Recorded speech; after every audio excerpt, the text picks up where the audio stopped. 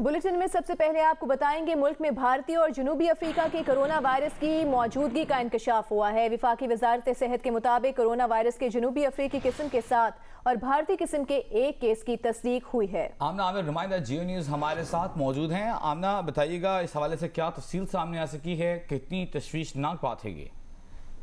जी बिल्कुल, जो पाकिस्तान में NIH में जो सीक्वेंसिंग करके टेस्ट किए गए उसमें जो है पहली बार पाकिस्तान में भारतीय वेरिएंट जो कि भारत में इस वक्त तबाही मचा रखी है वो पाकिस्तान में डिटेक्ट हुआ है और ये केस इस्लामाबाद के एक शहरी में डिटेक्ट हुआ है। उसके अलावा 7 जो साउथ अफ्रीकन वेरिएंट हैं वो भी डिटेक्ट हुए हैं और इस हवाले से जो है इस्लामाबाद में इसको कॉन्टैक्ट ट्रेसिंग शुरू कर दी गई है और NIH में ये केस डिटेक्ट हुआ और वजारत ने इस हवाले से भी बाकायदा तौर पर इंफॉर्म कर दिया है कि ये पहला इंडियन वेरिएंट है जो पाकिस्तान में डिटेक्ट हुआ है और ये काफी तशवीशनाक सूरत हाल है क्योंकि कॉन्टैक्ट ट्रेसिंग के बाद मालूम किया जा सकेगा कि आया ये आगे मुंतकिल हुआ या जिसके कोरोना वायरस पाया गया था उसी में था। ताहम अभी इस हवाले से मजीद कहना कि मजीद कितने केस रिपोर्ट हो सकते हैं वो कहना कबल वक्त है, लेकिन इस हवाले से तशवीश जरूर पाई जा रही है क्योंकि भारत में ये वो वेरिएंट है जिसने इस वक्त तबाही मचा रखी है। जी बहुत शुक्रिया आमना आमिर।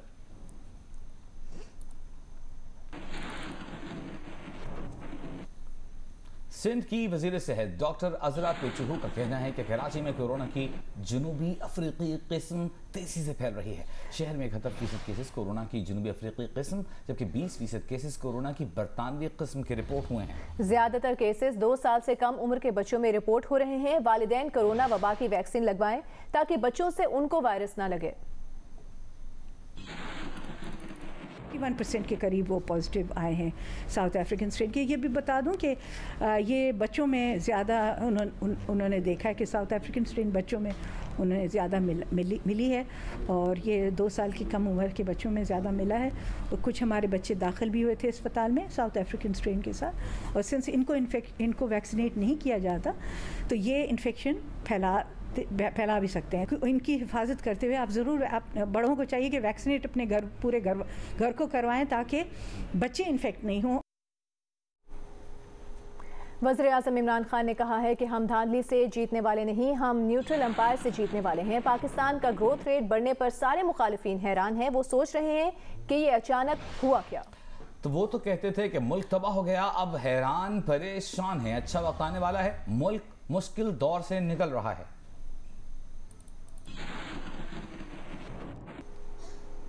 कायदे हिज़्ब इख्तिलाफ शहबाज शरीफ का कहना है कि सियासी जमातों के ताल्लुकात में उतार चढ़ाव आते रहते हैं। सियासी इत्तेहादों में फैसले मुशावरत से किए जाते हैं, कोई एक जमात फैसलों की मुख्तार नहीं होती। सियासी जमातों से बजट, सीपैक, खारिजा पॉलिसी और कौमी अमूर पर मुशावरत करेंगे।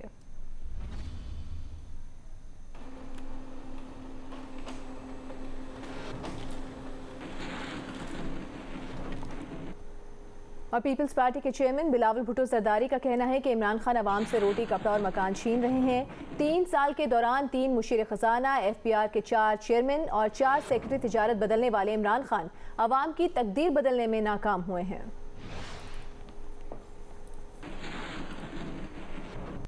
मुल्क के मुख्तलिफ शहरों में सहाफ़ी और ब्लॉगर असद तूर पर तशद्दुद के खिलाफ आज एहतजाजी मुजाहरे किए जा रहे हैं। इन मुजाहरों में सियासी रहनुमा, HRCP और सिविल सोसाइटी के नुमाइंदे भी शरीक हैं। इस्लामाबाद में होने वाले मुजाहरे में असद तूर ने भी शिरकत की। सहाफ़ियों, वकला, सिविल सोसाइटी का शुक्रिया अदा किया जिन्होंने उनके लिए आवाज़ उठाई। नुमाइंदा जियो न्यूज़ अरफा फिरोज हमारे साथ मौजूद हैं, उनसे तफसील जानेंगे। जी अरफा। बिल्कुल, आज इस्लामाबाद में जो है वो असद अली तूर साफ़ी और ब्लॉगर जो हैं उनके से इज़हार यकजहती के लिए जो है वो Rawalpindi Islamabad union of journalist की जानिब से जो है वो एहतजाजी मुजाहरा यहाँ किया गया। उसमें बहुत ही नामवर साफ़ी, सीनियर साफ़ियों ने शिरकत की, साथ साथ सिविल सोसाइटी के भी अरकान उन्होंने भी यहाँ शिरकत की और जो सियासतदान थे उनमें फरुतुल्लाह बाबर और मरियम औरंगजेब उन्होंने जो है वो शिरकत की थी और साफ़ियों ने जो बैनर्स उठाए थे एहतजाजी मुजाहरा किया और उन्होंने जो ये मुतालबा किया कि असद अली तूर पर कातिलाना हमला करने वालों को जो है गिरफ्तार किया जाए, साथियों पर तशद्दुद जो है वो खत्म करना चाहिए और जिस तरह जो है ये वाक़या जिस तरह बढ़ रहे हैं उनके जो है पुरजोर मजम्मत जो है वो साफ की। जी बहुत शुक्रिया आपका फेरोज, आप हमें इस्लामाबाद से अपडेट कर रहे थे। सहाफ़ी ब्लॉगर असद तूर पर तशद्दुद और सहाफ़ियों पर तशद्दुद के बढ़ते वाक़यात पर लाहौर में भी एहतजाजी मुजाहरा हुआ। नुमाइंदा जियो न्यूज़ में आबिद हमारे साथ मौजूद हैं। आबिद, बताएगा यहाँ पर मुजाहिरीन के क्या मुतालिबात थे? जी, Pakistan federal union of journalist ने ये मुजाहरे की कॉल दी थी, जिसमें लाहौर प्रेस क्लब के सदर रशद निसारी और पंजाब यूनियन ऑफ जर्नलिस्ट के सदर कमर भट्टी की क़यादत में यहाँ कातिल जमा हुए और उन्होंने सहाफ़ियों पर बढ़ते हुए तशद्दुद और फरिश्तों की तरफ से जो तशद्दुद का निशाना बनाया जाता है उनके खिलाफ एहतजाज किया और उनको कहा, उनका मुतालबा ये था कि हुकूमत जो है वो इसमें नोटिस ले और सहाफ़ियों को तहफ़्फ़ुज़ फराहम किया जाए। उन्होंने प्ले कार्ड और बैनर उठा रखे थे जिन पर ये मुतालबा थे कि सहाफ़ियों को जो है वो बिल्कुल तहफ़्फ़ुज़ नहीं है पाकिस्तान में। कराची यूनियन ऑफ जर्नलिस्ट्स की जानिब से सहाफ़ी असदुर पर हमले के खिलाफ एहतजाजी मुजाहरा किया गया। कराची प्रेस क्लब के सामने होने वाले मुजाहरे में सहाफ़ियों के साथ सिविल सोसाइटी के नुमाइंदे भी शरीक हुए। मुजाहिरीन का कहना था कि सहाफ़ियों के लिए तहफ़्फ़ुज़ बिल के आने के साथ ही हमलों में तेज़ी आ गई है। सहाफ़ियों पर हमलों की रोकथाम के लिए मुनज़्ज़म हिकमत अमली तरतीब देनी चाहिए। Army chief general Qamar Javed Bajwa से अमरीकी नाज़िमुल उमूर ने मुलाकात की। ISPR के मुताबिक मुलाकात में बाहमी दिलचस्पी के उमूर और अफ़गान अमन अमल में पेशरफ्त समेत इलाकाई सूरत हाल पर तबादला ख्याल किया गया। इस मुलाकात में मुख्तलिफ शोबों में दो तरफा ताउन से मुतालिक उमूर पर भी गुफ्तगू की गई।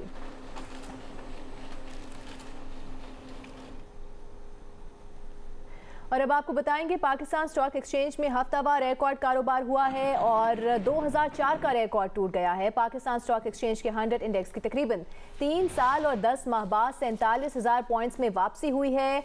आज 100 इंडेक्स 335 पॉइंट्स के इजाफे के बाद 47,126 पॉइंट्स की सतह पर बंद हुआ। मार्केट में आज 22 अरब 74 करोड़ रुपए मालियत के 95 करोड़ शेयर्स के सौदे हुए। रवा हफ्ते 6 अरब 18 करोड़ शेयर्स के सौदे हुए। यौमी औसत 1 अरब 23 करोड़ शेयर्स रही। 2004 में ये औसत 88 करोड़ शेयर्स थी।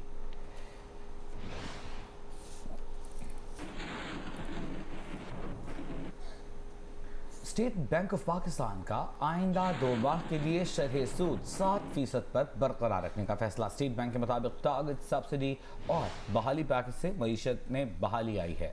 आइंदा साल मुआशी नमू मजीद बेहतर रहेगी। फरवरी में बिजली की कीमतों के सबब महंगाई 11% रही। रवा साल महंगाई की शरह 7 से 9% रहने का अंदाजा है। जारी खाते 17 साल में पहली बार सरप्लस होंगे।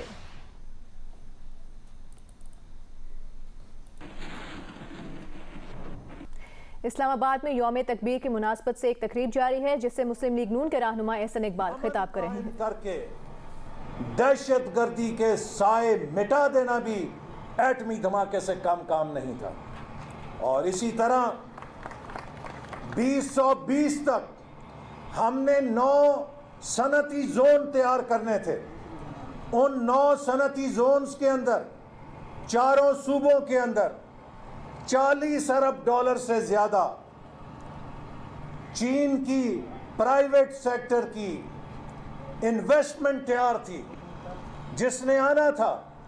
और ये 40 अरब डॉलर की जो इब्तदा की सरमायाकारी थी ये कई 100 अरब डॉलर तक जा सकती थी अगर हम पाकिस्तान के अंदर इस्तेहकाम कायम रखते, अगर हम पाकिस्तान में पॉलिसियों का तसलसल कायम रखते, अगर हम 2018 में पाकिस्तान के इलेक्शनों को चुरा कर एक नालायक, नाकाम और ना तजुर्बेकार लीडर को कौम पे मुसल्लत ना कर देते। इसलिए मैंने कहा कि ये इमरान नियाज़ी पाकिस्तान की तारीख का नाकाम तरीन और महंगा तरीन प्रोजेक्ट साबित हुआ है। इसको लाने के नतीजे में पाकिस्तान का मुस्तकबिल तबाह हो गया है। हमने विजन 2025 शुरू किया और उसमें यह हदफ रखा कि 2025 तक हम दुनिया की पहली 25 मईशतों में आ जाएंगे। और प्राइस वाटर हाउस कूपर्स और दुनिया के दीगर इदारों ने हमारे इस दावे की तस्दीक की। एहसन इकबाल इस वक्त इस्लामाबाद में यौम तकबीर से मुताल्लिक़ पाकिस्तान मुस्लिम लीग नून की एक तकरीब से खिताब